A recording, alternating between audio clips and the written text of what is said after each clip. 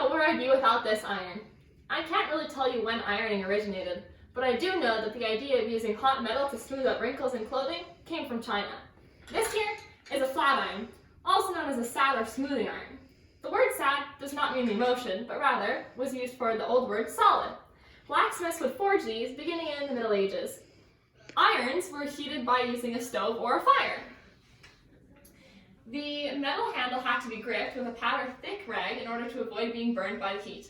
In order to prevent this from happening, wooden handles were added, and in the 1870s, the detachable handle was patented in the United States. I was a bit hesitant at first, sure, about buying an iron. In the 1950s, irons would cost anywhere from $3.89 to $19.45, and in the 1970s, they cost upwards of $9.98. On top of the cost came intense responsibility. Irons needed to be immaculately cleaned, sandpapered, and polished. As well, they needed to be stored away from burning fuel and needed to be lightly greased regularly to avoid rusting. Beeswax was used to keep the iron from sticking to cloth.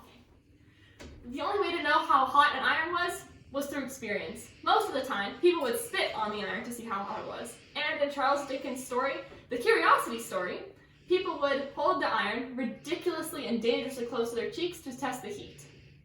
Even though there was a lot of responsibility, what sold me on buying an iron was the many uses for it.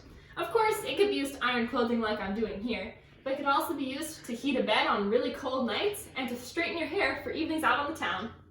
You'd be crazy to not subscribe to Esther Hayes Community Museum's YouTube page.